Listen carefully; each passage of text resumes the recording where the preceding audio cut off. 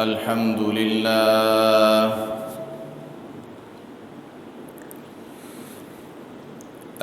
لله نحمده ونستعينه ونستغفره ونؤمن به ونتوكل عليه ونعوذ بالله من شرور أنفسنا ومن سيئات أعمالنا من يهده الله فلا مضل له ومن يضلله فلا هادي له ونشهد أن لا إله إلا الله وحده لا شريك له ونشهد أن سيدنا ومولانا محمدًا عبده ورسوله أما بعد فأعوذ بالله من الشيطان الرجيم بسم الله الرحمن الرحيم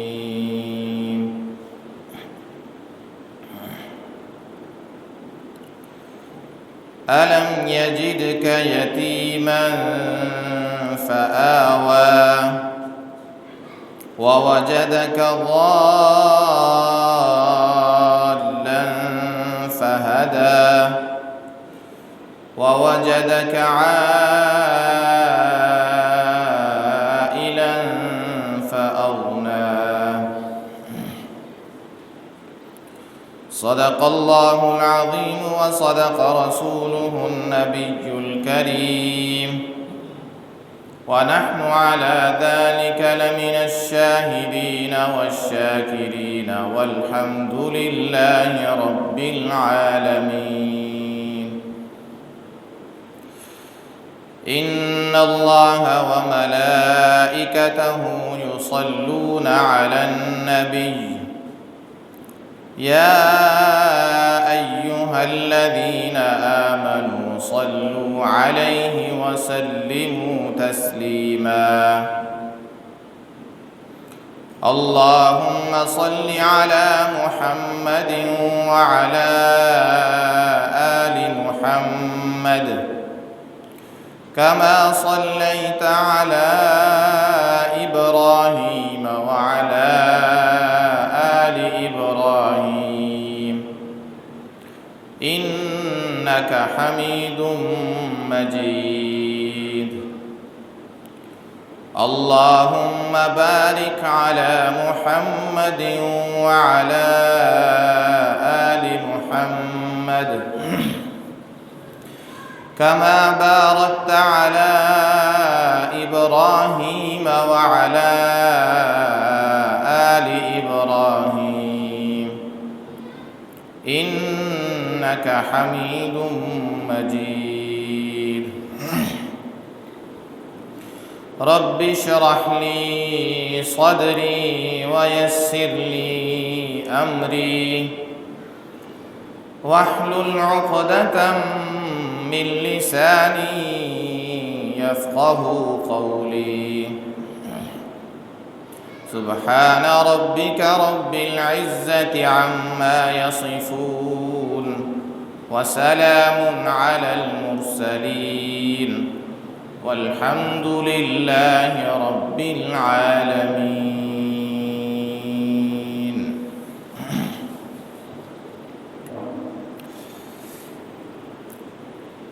حضرات گرامی،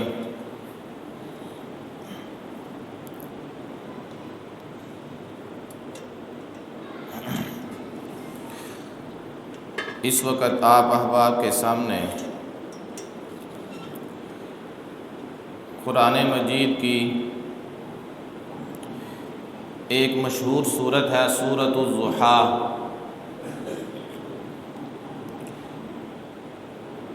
اس کی چند آیات تلاوت کی ہیں۔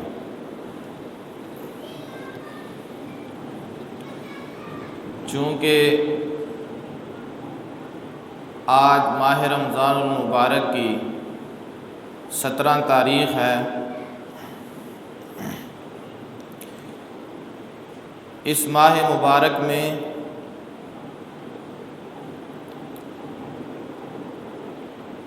ہمارے دین کے حوالے سے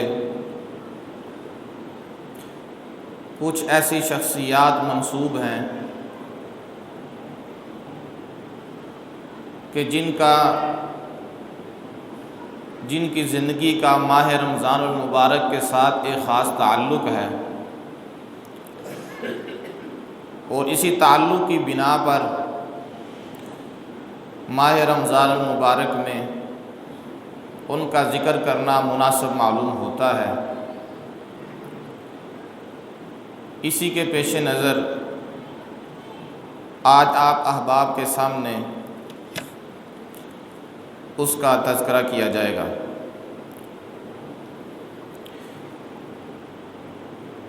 حضرت علی رضی اللہ تعالی عنہ، حضرت خدیجۃ الکبریٰ رضی اللہ تعالی عنہا، حضرت عائشہ صدیقہ رضی اللہ تعالی عنہا، یہ 3 شخصیات ہیں اور تینوں بڑی شخصیات ہیں۔ حضور اکرم صلی اللہ علیہ وسلم کے قریب ترین لوگوں میں سے ہیں، اور حضرت خدیجہ، حضرت عائشہ یہ آپ صلی اللہ علیہ وسلم کی ازواج مطہرات میں سے ہیں۔ ان دونوں بیویوں کا انتقال ماہ رمضان المبارک میں ہوا تھا۔ آج 17 تاریخ ہے، حضرت عائشہ کی وفات 17 رمضان کو ہی ہوئی تھی۔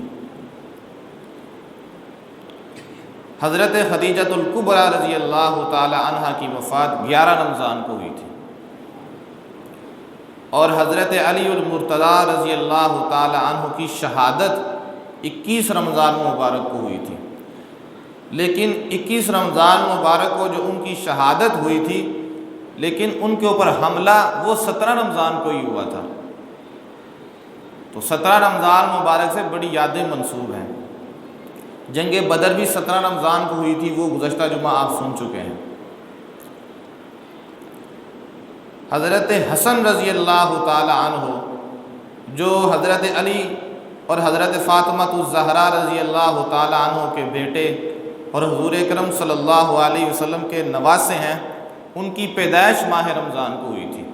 حضرت حسن ماہ رمضان میں پیدا ہوئے تھے اور ماہ رمضان کی 15 تاریخ کو پیدا ہوئے تھے۔ یہ تو بڑی بڑی شخصیات جو نمایاں ہیں، ان کا میں نے تذکرہ کیا کہ ان کی ماہ رمضان مبارک کے ساتھ ایک خاص نسبت ہے۔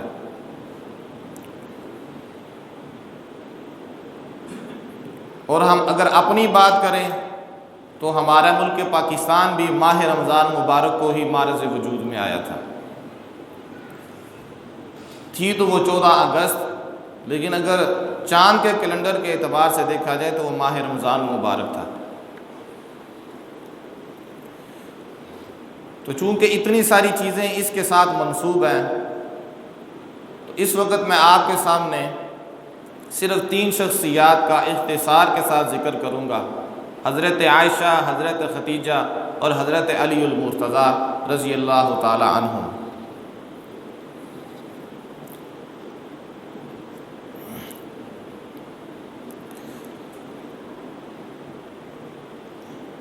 نبی صلی اللہ علیہ وسلم نے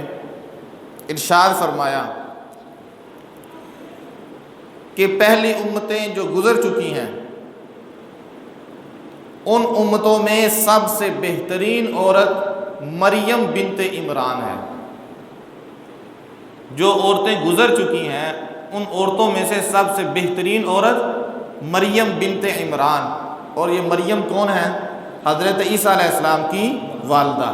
تو آپ نے فرمایا کہ جو امتیں گزر چکی ہیں ان میں سب سے بہترین عورت مریم بنت عمران ہے، اور میری امت کی سب سے بہترین عورت خدیجۃ الکبریٰ ہے۔ آپ صلی اللہ علیہ وسلم کی زبان مبارک سے ان کو یہ فضیلت حاصل ہوئی ہے کہ اس امت کی بہترین عورتوں میں سے خدیجہ الکبریٰ ہے۔ خدیجہ بنت خویلد نبی صلی اللہ علیہ وسلم کی یہ پہلی بیوی ہیں۔ نبی صلی اللہ علیہ وسلم نے جب ان سے نکاح کیا، آپ صلی اللہ علیہ وسلم کی عمر 25 سال تھی، حضرت خدیجہ کی عمر 40 سال تھی، اور حضرت خدیجہ رضی اللہ تعالی عنہا کا یہ تیسرا نکاح تھا۔ نبی صلی اللہ علیہ وسلم کے ساتھ جو ان کا نکاح ہوا، یہ حضرت خدیجہ کا تیسرا نکاح تھا اور نبی صلی اللہ علیہ وسلم کا پہلا نکاح تھا۔ قرآن مجید میں یہ بات مذکور ہے، وَوَجَدَكَ عَائِلًا فَأَغْنَى، کہ ہم نے آپ کو اہل و عیال والا پایا، کوئی تنگی تھی آپ کے اوپر، لیکن اللہ تعالیٰ نے وہ تنگی آپ کی دور کر دی۔ اللہ نے آپ کی تنگی دور کر کے آپ کو غنا عطا فرمایا، مالداری عطا فرمائی، اور اللہ تعالیٰ نے جو یہ غنا دور کیا، یہ تنگی جو دور کی تھی، اور اہل و عیال کی جو پریشانی نبی صلی اللہ علیہ وسلم کے اوپر جو تھی، اللہ تعالیٰ نے یہ خدیجہ الکبریٰ کی وجہ سے دور کی تھی۔ یہ حضرت خدیجہ رضی اللہ تعالیٰ عنہ تھی جنہوں نے آپ صلی اللہ علیہ وسلم سے کہا تھا کہ آپ میرا مال لے جائیں، اس سے تجارت کریں، تو حضرت نبی کریم صلی اللہ علیہ وسلم نے حضرت خدیجہ کے مال سے تجارت کی تھی، جس سے بہت زیادہ نفع ہوا تھا۔ حضرت خدیجہ نے خود بھی رکھا تھا اور نبی صلی اللہ علیہ وسلم کو بھی عطا کیا تھا،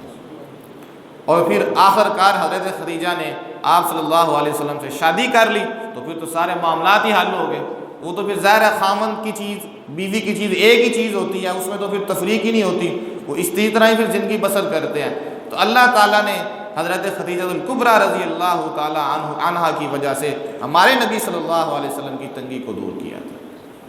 وَوَجَدَكَ عَائِلًا فَأَغْنَى، اللہ نے آپ کو غنا عطا فرمایا۔ چنانچہ پھر حضرت خدیجہ الکبریٰ رضی اللہ تعالی عنہا نے آپ صلی اللہ علیہ وسلم کو ایک غلام ہدیہ کیا، جو آپ مشہور سنتے رہتے ہیں۔ نبی صلی اللہ علیہ وسلم کے غلاموں میں سے ایک غلام تھے جن کا نام تھا حضرت زید رضی اللہ تعالی عنہ۔ حضرت زید خود بھی صحابی تھے، ان کے بیٹے اسامہ وہ بھی صحابی تھے۔ تو حضرت زید جو نبی صلی اللہ علیہ وسلم کے غلام تھے، یہ حضرت خدیجہ نے ہی عطا کیا تھا۔ حضرت خدیجہ نے یہ گفٹ نبی علیہ السلام کو دیا تھا۔ بعد میں پھر نبی علیہ السلام نے ان کو اپنی غلامی میں رکھا، لیکن آخر کار پھر نبی علیہ السلام نے حضرت زید کو آزاد کر دیا تھا۔ وہ نبی علیہ السلام نے خود آزاد کیا تھا، لیکن خدیجہ الکبریٰ رضی اللہ تعالیٰ عنہ نے یہ غلام نبی علیہ السلام کو بطور تحفہ عطا فرمایا تھا۔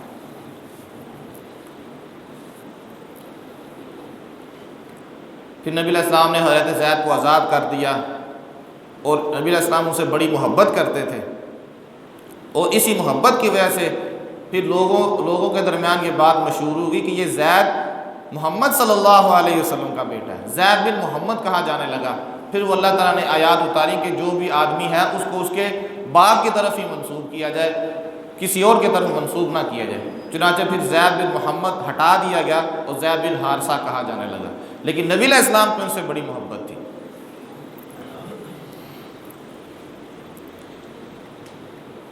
اب اس سے بڑھ کر ایک دفعہ حضرت جبریل علیہ السلام نبی صلی اللہ علیہ وسلم کے پاس آئے اور آ کر عرض کی، یا رسول اللہ، ابھی تھوڑی دیر میں آپ کی بیوی آپ کے پاس کھانا لانے والی ہے، تو آپ نے اپنی اس بیوی کو مجھ جبرائیل کا بھی سلام کہنا ہے اور اللہ کا بھی سلام پیش کرنا ہے۔ چنانچہ تھوڑی دیر کے بعد حضرت خدیجہ رضی اللہ تعالیٰ نبی علیہ السلام کی خدمت میں آئیں، اور نبی علیہ السلام نے کہا، خدیجہ تمہیں جبریل بھی سلام کہتا ہے تو تمہیں اللہ بھی سلام کہتا ہے۔ اللہ تعالیٰ کی طرف سے سلام آئے۔ حضرت خدیجہ الکبریٰ رضی اللہ تعالیٰ عنہ کو اللہ کی طرف سے سلام آیا، اس لیے کہ انہوں نے نبی علیہ السلام کا ہر مشکل میں ساتھ دیا۔ آپ صلی اللہ علیہ وسلم نے ارشاد فرمایا، جس وقت لوگ مجھے جھٹلا رہے تھے، میری خدیجہ میری بات کو تسلیم کر رہی تھی۔ جس وقت لوگ مجھے دھکے لگا رہے تھے، یہ مجھے پناہ عطا کر رہی تھی۔ جس وقت لوگ مجھے مال سے محروم کر رہے تھے، اس وقت یہ میرے اوپر مال کو نچھاور کر رہی تھی۔ چنانچہ نبی صلی اللہ علیہ وسلم جب غار حرا سے واپس آئے تھے اور وہاں جبریل سے ملاقات ہوئی تھی تو آپ کے اوپر تو کبھی تاری تھی، آپ کا جسم کانپ رہا تھا، تو آپ صلی اللہ علیہ وسلم کو اس وقت دلاسا دینے والی، تسلی دینے والی یہ حضرت خدیجہ ہی تھی، جنہوں نے آپ صلی اللہ علیہ وسلم سے کہا تھا کہ اے اللہ آپ کو کبھی رسوا نہیں کرے گا، اللہ آپ کو کبھی پریشان نہیں کرے گا، آپ تو صلہ رحمی کرتے ہیں، آپ تو بوجھ اٹھانے والوں کا بوجھ اٹھاتے ہیں، آپ تو دوسروں کی مدد کرتے ہیں، آپ کے اندر تو یہ صفات ہیں، اللہ آپ کو کبھی رسوا نہیں کرے گا، اللہ آپ کو کبھی پریشان نہیں کرے گا۔ چنانچہ پھر حضرت خدیجہ نبی علیہ السلام کو اپنے چچا زاد بھائی ورقہ اس کا نام تھا، اس کے پاس لے گئی۔ ورقہ یہ بہت بڑا عالم تھا، ان کے پاس لے گئی اور ان سے جا کے کہا کہ یہ میرے خامند ہیں، انہوں نے ان کے ساتھ اس طرح کا غار حرا کے اندر ایک واقعہ ہوا ہے، کوئی فرشتہ ان کے پاس آیا ہے اور اس طرح کے واقعات رونما ہوئے ہیں۔ تو ورقہ ابن نوفل جو اس وقت بوڑھے تھے، ان کی عمر بہت زیادہ ہو گئی تھی، تو انہوں نے کہا کہ یہ وہی فرشتہ ہے جو موسیٰ پیغمبر کے اوپر وحی لے کے آتا تھا، کاش میں اس وقت تمہارا ساتھ دے سکتا ہوتا جب آپ کی قوم کے لوگ آپ کو اس شہر سے نکال دیں گے۔ اس لیے کہ جس نبی نے بھی قوم کو دعوت حق دی ہے، قوم نے اس کو شہر سے نکالا ہے، آپ کو بھی شہر سے نکالا جائے گا۔ تو نبی علیہ السلام پریشان ہو گئے کہ یہ میری امت، یہ میرے قوم کے لوگ، میرے قبیلے کے لوگ مجھے شہر سے نکالیں گے؟ تو اس نے کہا ہاں، آپ کے قبیلے کے لوگ آپ کو شہر سے نکالیں گے۔ چنانچہ پھر ایسے ہی ہوا نا، پھر ہجرت کرنی پڑی نا نبی علیہ السلام کو، مکہ چھوڑنا پڑا۔ تو اس وقت جو پہلی وحی نازل ہوئی، آپ صلی اللہ علیہ وسلم کے اوپر جو پریشانی آئی، تو اس پریشانی کو دور کرنے والے بھی خدیجہ کبریٰ تھی۔ حضرت عائشہ صدیقہ رضی اللہ تعالیٰ عنہ فرماتی ہیں کہ نبی علیہ السلام جب کبھی کسی عورت کی بات کرنی ہوتی نا تو خدیجہ کی ہی بات کرتے ہیں کہ وہ ایسی تھیں، وہ ایسی تھیں۔ تو میں نے نبی علیہ السلام سے ایک دن کہہ ہی دیا کہ یا رسول اللہ کوئی اور عورت نہیں ملی آپ کو کہ جس کا آپ تذکرہ کریں، جب بھی بات ہوتی ہے تو آپ اسی کی کرتے ہیں، کیونکہ ظاہر ہے نبی علیہ السلام کی بیویوں میں سے تھی حضرت عائشہ بھی اور حضرت خدیجہ بھی۔ حضرت عائشہ نے حضرت خدیجہ کو دیکھا نہیں تھا، تو آپ صلی اللہ علیہ وسلم نے فرمایا ہاں واقعی خدیجہ اس بات کی لائق ہے کہ جب کبھی کسی کا اچھائی کا تذکرہ ہو تو پھر میں اسی کا ہی تذکرہ کروں گا، اس لیے کہ وہ ایسی عورت تھی، اس جیسی کوئی عورت نہیں تھی۔ نبی علیہ السلام کو ان کے جانے کے ساتھ بعد بھی بڑی محبت تھی، اور اس قدر محبت تھی کہ حضرت خدیجہ رضی اللہ تعالیٰ عنہ کی کوئی سہیلی آ جاتی تو آپ اس کے لیے کھڑے ہو جاتے تھے۔ نبی علیہ السلام کی جو حضرت خدیجہ کی جو سہیلیاں تھیں نا، جو ان کی زندگی میں ان سے ملا کرتی تھی، اگر بعد کے اندر بھی کبھی نبی علیہ السلام کے پاس آ جایا کرتی تو آپ اس کے لیے کھڑے ہو جاتے۔ تو پھر عائشہ پوچھتی ہیں یہ کون بڑھیا ہے کہ جس کے لیے آپ کھڑے ہوئے ہیں؟ تو آپ فرماتی ہیں یہ خدیجہ کی سہیلیوں میں سے، یہ میری بیوی خدیجہ کی سہیلیوں میں سے ہے۔ تو آپ ان کی وفات کے بعد بھی آپ نے ان کو یاد رکھا۔ تو اس قدر محبت نبی صلی اللہ علیہ وسلم نے حضرت خدیجہ سے فرمائی، ان کے چلے جانے کے بعد بھی، جن کو اللہ کے سلام آئے ہوں۔ تو کتنی سعادت کی بات ہے۔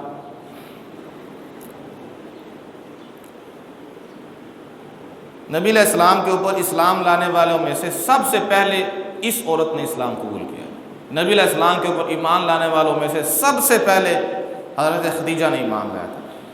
حضرت علی سے بھی پہلے، حضرت ابوبکر سے بھی پہلے، حضرت زید سے بھی پہلے، سب سے پہلے جس نے نبی علیہ السلام کی نبوت کا اقرار کیا ہے وہ خدیجۃ الکبریٰ ہے۔ سب سے پہلے انہوں نے اسلام قبول کیا تھا، مردوں میں سے بھی، عورتوں میں سے بھی، ان سے آگے کوئی نہیں نکل سکا۔ اللہ نے بڑی شانیں ان کو عطا فرمائی تھی۔ اب اگر میں صرف انہیں کا ہی تذکرہ کرنے لگ جاؤں تو پھر بات تو اسی پہ مکمل نہیں ہو پائے گی پھر، اس لیے اب کچھ تذکرہ آپ احباب کے سامنے حضرت عائشہ صدیقہ رضی اللہ تعالیٰ عنہ کا بھی کر دینا مناسب سمجھتا ہوں۔ حدیث کے اندر آتا ہے کہ ازواج مطہرات کے دو گروہ تھے۔ ظاہر ازواج مطہرات آپس میں کچھ ہو جاتا ہے، ان کے دو گروہ تھے۔ ایک گروہ میں حضرت عائشہ،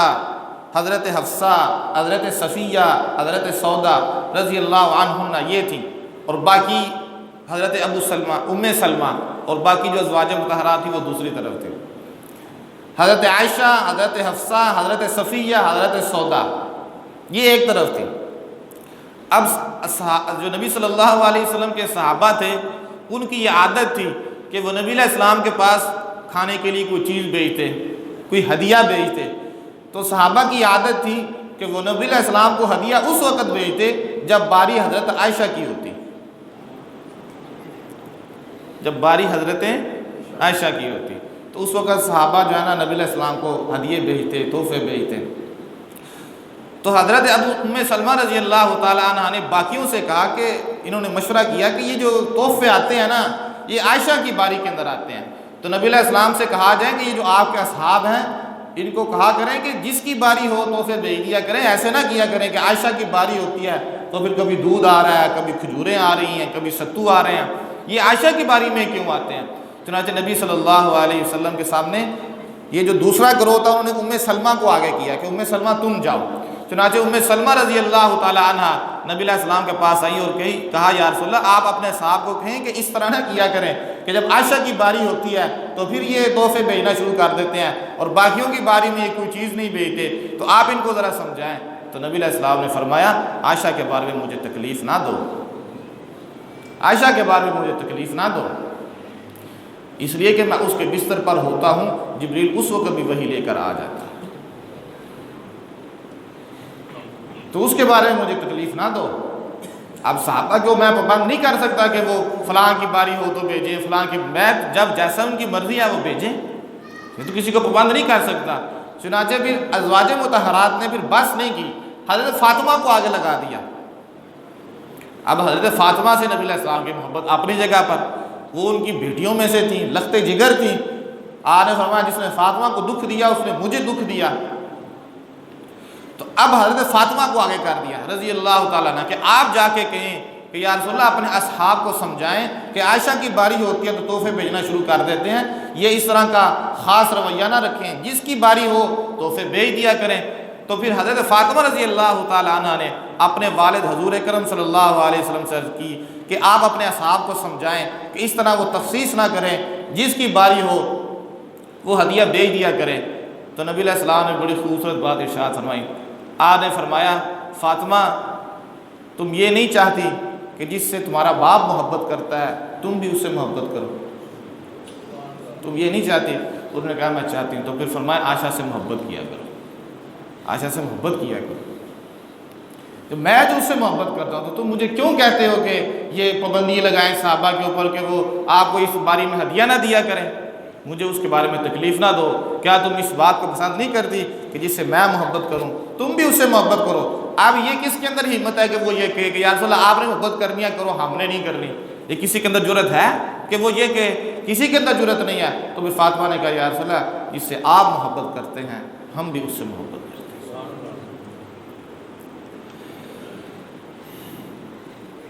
تو اللہ تعالیٰ نے بڑی شانیں عطا فرمائی تھیں۔ حضرت ابو موسیٰ اشعری رضی اللہ تعالیٰ عنہ نبی علیہ السلام کے بڑے صحابہ میں سے، وہ کہتے ہیں ہم جب کبھی بھی حضرت عائشہ صدیقہ رضی اللہ تعالیٰ عنہ کی خدمت میں نبی صلی اللہ علیہ وسلم کی وفات کے بعد کوئی بھی مسئلہ لے کے گئے ہیں، جب کبھی بھی گئے ہیں، حضرت عائشہ صدیقہ نے اس مسئلے کو حل فرمایا۔ کبھی ایسا نہیں ہوا کہ ہماری کوئی پریشانی ہوئی ہو، کوئی پریشانی قرآن مجید کے حوالے سے، حدیث کے حوالے سے، آپ صلی اللہ علیہ وسلم کی زندگی مبارک کے حوالے سے، جب کبھی بھی کوئی پریشانی بنی ہے صحابہ عائشہ صدیقہ کے دروازے پر گئے ہیں، عائشہ صدیقہ نے اس مسئلے کو حل فرمایا۔ نبی صلی اللہ علیہ وسلم کی وفات کے 47 سال بعد تک یہ زندہ رہی ہیں۔ نبی علیہ السلام کی وفات کے بعد 47 سال تک، 58 ہجری میں ان کا انتقال ہوا تھا۔ حضرت معاویہ رضی اللہ تعالیٰ عنہ کے دور حکومت کے بالکل آخر میں ان کا انتقال ہوا تھا۔ تو اللہ تعالیٰ نے بڑی شانیں ان کو عطا فرمائی، اور جیسا کہ میں نے عرض کیا کہ نبی صلی اللہ علیہ وسلم ان کے ساتھ بستر پر ہوا کرتے تھے، جبریل اس وقت بھی وحی لے کر آ جاتے تھے۔ اور یہ بات حضرت عائشہ صدیقہ رضی اللہ تعالیٰ عنہ خود فرماتی تھی کہ اللہ نے یہ مجھے فضیلتیں عطا فرمائی ہیں کہ میں نبی کے بستر پر ہوتی ہوں تو جبریل وحی لے کر آ جاتے ہیں، اور صرف میں ہی وہ عورت ہوں کہ جس کے ساتھ نبی علیہ السلام کا نکاح کنوارے پن کے اندر ہوا، باقی جتنی بھی بیویاں تھیں وہ یا تو مطلقہ تھیں یا بیوہ تھیں، میں واحد وہ عورت ہوں جس کا اگر نکاح ہوا ہے وہ صرف محمد مصطفیٰ کے ساتھ ہے، اور کوئی بیوی ایسی نہیں تھی کہ جس کو پہلا مرد مصطفیٰ ملے ہوں، نہیں، ان کو پہلے کوئی اور خامن ملے ہیں، وہ کسی اور خامنوں کے ساتھ ان کے نکاح ہوئے ہیں۔ یہ فضیلت مجھے عائشہ کو ہی ملی ہے، اگر میں سب سے پہلے کسی مرد کے بستر کے اوپر گئی ہوں تو محمد مصطفیٰ ہے۔ اور جب نبی صلی اللہ علیہ وسلم کی وفات کا وقت تھا، اس وقت بھی آپ صلی اللہ علیہ وسلم حضرت عائشہ صدیقہ رضی اللہ تعالیٰ عنہ کی گود میں تھے، اور سینہ آپ صلی اللہ علیہ وسلم کا سر مبارک حضرت عائشہ کے سینے کے اوپر تھا، اور اسی میں پھر آپ صلی اللہ علیہ وسلم کا انتقال ہوا تھا۔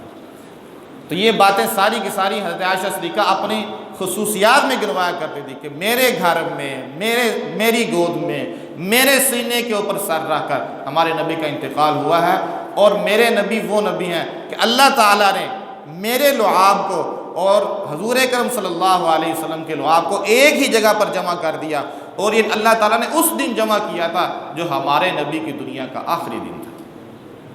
آخری دن تھا ہمارے نبی کا اس دنیا کے اندر، اللہ تعالیٰ نے میرے لعاب کو اور آپ صلی اللہ علیہ وسلم کے لعاب کو جمع کر دیا تھا۔ اور آپ کو پتہ ہے کہ یہ لعاب کہاں جمع ہوا تھا؟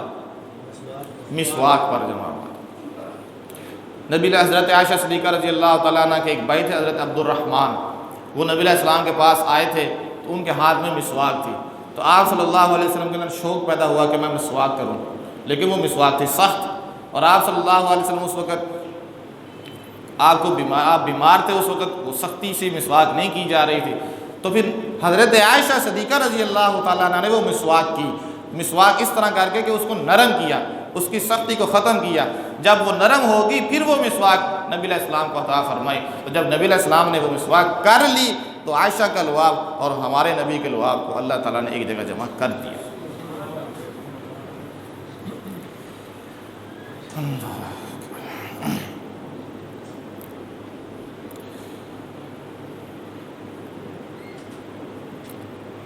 اب آخر میں آپ احباب کے سامنے حضرت علی المرتضیٰ رضی اللہ تعالی عنہ کا کچھ تذکرہ کر دوں، پھر اس کے بعد بات کو مکمل کرتے ہیں۔ حضرت خدیجہ کا بھی آپ نے سن لیا رضی اللہ تعالی عنہ، حضرت عائشہ کا بھی سن لیا آپ نے رضی اللہ تعالی عنہ۔ اب آپ کے سامنے تھوڑا سا حضرت علی کا تذکرہ کرتے ہیں، کیونکہ وہ بھی 21 رمضان مبارک کو شہید ہوئے تھے۔ حضرت علی رضی اللہ تعالیٰ عنہ جب شہید ہوئے تھے ان کی عمر بھی 63 سال تھی، نبی علیہ السلام کی جب وفات ہوئی تو ان کی عمر بھی 63 سال، اور حضرت علی رضی اللہ تعالیٰ کی جب شہادت ہوئی ان کی عمر بھی 63 سال تھی۔ محدثین جب اپنی حدیث کی کتابوں میں حضرت علی کا تذکرہ کرتے ہیں تو سب سے پہلے جو حدیث لے کے آتے ہیں، میں آپ کو وہ حدیث سناتا ہوں۔ اکثر محدثین جس حدیث کو لے کے آئے ہیں نا وہ میں سنا دیتا ہوں۔ وہ حدیث یہ ہے کہ نبی صلی اللہ علیہ وسلم جب تبوک کے لیے جا رہے تھے، تبوک ایک مشکل جنگ تھی، اس کے لیے نبی علیہ السلام جا رہے تھے، تو ظاہر ہے حضرت علی بھی ساتھ ہی تھے۔ حضرت علی کون ہوتے ہیں پیچھے ہٹنے والے؟ بدر میں نبی علیہ السلام کے ساتھ آپ گزشتہ جمعہ بھی سن چکے ہیں، احد میں، خندق میں، خیبر میں، اور جتنی بھی جنگیں ہوئی ہیں ہر مرحلے میں وہ نبی علیہ السلام کے ساتھ بھی تھے اور بڑا کردار ادا کرتے تھے۔ جنگ بدر میں جو 70 کافر مارے گئے تھے، 24 کافر تو اکیلے حضرت علی نے مارے تھے، تو ہر مرحلے میں، ہر جنگ میں یہ نبی علیہ السلام کے ساتھ تھے۔ تو تبوک میں بھی یہ نبی علیہ السلام کے ساتھ تھے، لیکن نبی علیہ السلام نے فرمایا علی آپ کو میرے ساتھ جانے کی اجازت نہیں ہے،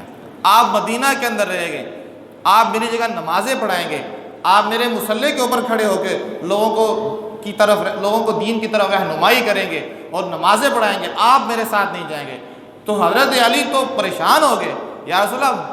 آپ مجھے کہاں چھوڑ کے جا رہے ہیں؟ آپ تبوک میں چلے جائیں اور میں پیچھے عورتوں کے اندر رہوں، میں پیچھے بچوں کے اندر رہوں، میں تو احد بدر میں شریک ہونے والا ہوں، میں کیسے پیچھے رہوں؟ آپ مجھے پیچھے چھوڑ کے نہ جائیں۔ نبی علیہ السلام نے پھر بڑی خوبصورت بات ارشاد فرمائی اور بڑی دور کی بات ارشاد فرمائی۔ آپ نے کہا تم پیچھے ہی رہو، کیا تمہیں یہ بات پسند نہیں ہے کہ تمہیں میرے ساتھ وہی نسبت ہو جو ہارون کو موسیٰ کے ساتھ نسبت تھی؟ جب موسیٰ علیہ السلام طور پہاڑ پر گئے تھے عبادت کرنے کے لیے، اللہ تعالیٰ سے ہم کلامی کے لیے، تو پیچھے ہارون علیہ السلام کو چھوڑ کے گئے تھے،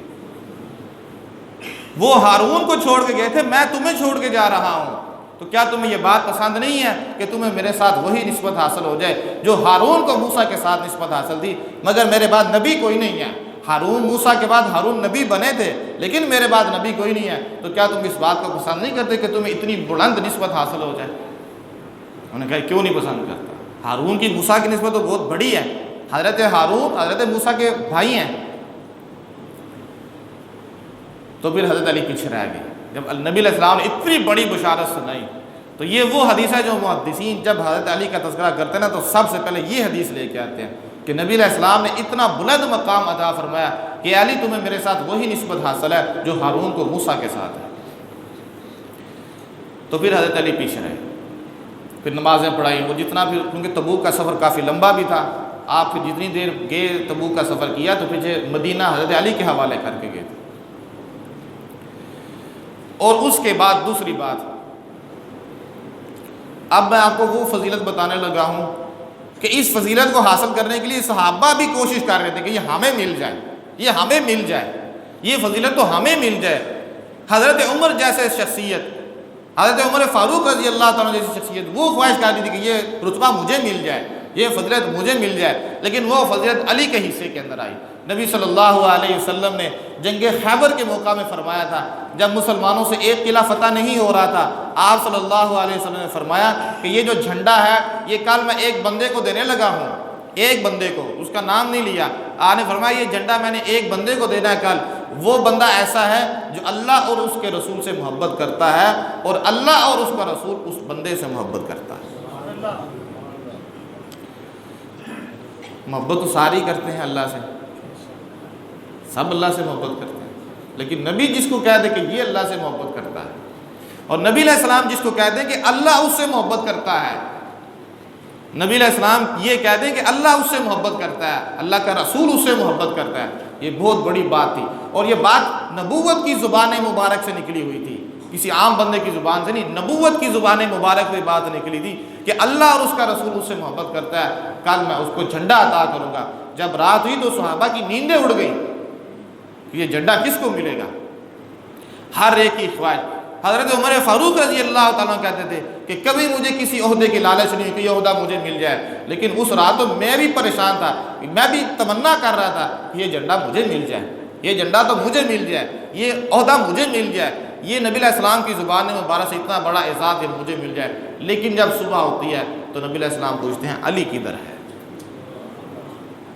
علی کدھر ہے؟ تو پھر صحابہ نے بتایا یا رسول اللہ ان کی تو آنکھیں ٹھیک نہیں ہیں، ان کی تو آنکھوں میں درد ہو رہا ہے۔ تو آپ نے فرمایا نہیں، اس کو بلاؤ، وہ کہیں دور بیٹھے ہوئے تھے، ان کی آنکھوں میں تکلیف تھی، ذرا جب آنکھوں میں تکلیف ہوگی تو جنگ کیسے ہوگی، جنگ تو ٹھیک آنکھوں والوں کا کام ہے۔ تو پھر نبی علیہ السلام ان کو بلایا، ان کی زبان، ان کی آنکھوں کے اوپر اپنا لعاب مبارک لگایا، اللہ نے ساری تکلیف دور کر، اور پھر آپ نے جھنڈا ان کو تھمایا، یہ لو۔ پھر اللہ تعالیٰ نے وہ قلعہ حضرت علی کے ہاتھ پر فتح کیا، وہ جو کئی دنوں سے فتح نہیں ہو رہا تھا، اور اس قلعے کے اندر ایک بہت بڑا پہلوان تھا، مرہب پہلوان تھا، وہ بہت بڑا پہلوان تھا۔ چنانچہ پھر ان سے حضرت علی کا مقابلہ ہوا، وہ مقابلہ لمبا ہے، اس نے بھی اشعار پڑھے، حضرت علی نے بھی اشعار پڑھے، پھر حضرت نے وار کیا، اس کو نیست و نابود کر دیا۔ تو پھر حضرت عمر فاروق رضی اللہ تعالیٰ عنہ جیسا بندہ، آپ نے تو ان کی سیرت سنی ہے نا، جس طرح جس مزاج کے وہ بندے تھے، وہ حضرت علی کو مبارکباد دیا کرتے تھے، علی تمہیں مبارک ہو، اتنا بڑا اعزاز، علی تمہیں مبارک ہو، آپ تو اللہ اور اس کے رسول محبوب تو بن ہی گئے ہیں، آج کے بعد تو آپ ہر مومن کے بھی محبوب بن گئے ہیں،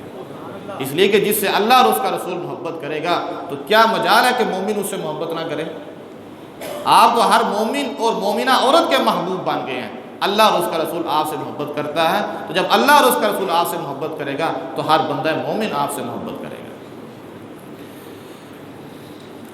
اور اس سے بڑھ کر آپ کو ایک اور اعزاز سناتا ہوں، یہ بھی وہ اعزاز تھا کہ جب نبی علیہ السلام نے اس کا اعلان کیا تھا تو صحابہ دوڑ پڑے تھے۔ آپ صلی اللہ علیہ وسلم نے ارشاد فرمایا کہ میں، اپنے بارے میں آپ نے ارشاد فرمایا کہ میں وہ ہوں جو کافروں سے لڑا ہوں، میں وہ ہوں جو کافروں سے لڑا ہوں، میں نے کافروں سے جنگ کی ہے، اس بات کو سمجھانے کے لیے کہ یہ قرآن اللہ کا اتارا ہوا ہے، اس بات پر میں نے کافروں سے جنگ کی ہے کہ یہ قرآن اللہ کا اتارا ہوا ہے، قرآن کی تنزیل پر میں نے کافروں سے جہاد کیا، قرآن کی تنزیل پر میں نے کافروں سے قتال کیا، لیکن میرے بعد ایک ایسا بندہ آئے گا جس کو مسلمانوں سے لڑنا پڑے گا، اور وہ مسلمانوں سے لڑے گا قرآن سمجھانے کے لیے، اترا ہے، لیکن وہ بندہ لڑے گا قرآن سمجھانے کے لیے، سمجھ نہیں آ رہی ہوگی، اس کو مسلمانوں کو سمجھانے کے لیے مسلمانوں سے لڑنا پڑے گا۔ تو صحابہ نے کہا یا رسول اللہ وہ میں ہوں گا۔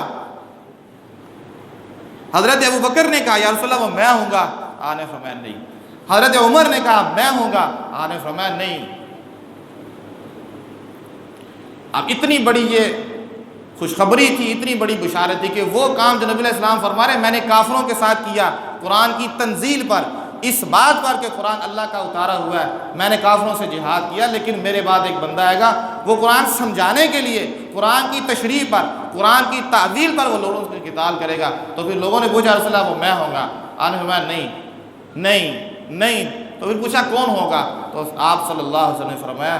یہ وہ بندہ ہوگا جو اس وقت میرا جوتا ٹھیک کر رہا ہے، جو اس وقت میری جوتی گانٹھ رہا ہے، وہ ہوگا۔ تو صحابہ دوڑے پھر نبی علیہ السلام کی جوتے مبارک کی طرف، آپ کے نعلین مبارک کی طرف پھر دوڑے، تو پھر جا کے دیکھا تو وہ حضرت علی رضی اللہ تعالیٰ، تو پھر علی کو ہلایا۔ یہ نبی علیہ السلام کی خوشخبری ہے، کہ نبی علیہ السلام کی بشارت ہے آپ کے لیے کہ نبی علیہ السلام نے فرمایا مجھے کافروں سے لڑنا پڑا، آپ کو مسلمانوں سے لڑنا پڑے گا قرآن سمجھانے کے لیے۔ تو صحابہ فرماتے ہیں حضرت علی ہنس پڑے اور فرماتے ہیں ہمیں یوں محسوس ہوا کہ جیسا یہ بات نبی علیہ السلام نے علی کو پہلے سے بتائی ہوئی تھی۔ اب یہ وہ چند اعزاز میں نے بتائے ہیں کہ لوگ بھی خواہش کرنے لگے یہ ہمیں مل جائے، یہ اعزاز ہمیں مل جائے، لیکن یہ اعزاز اللہ نے علی المرتضیٰ کو عطا فرمایا۔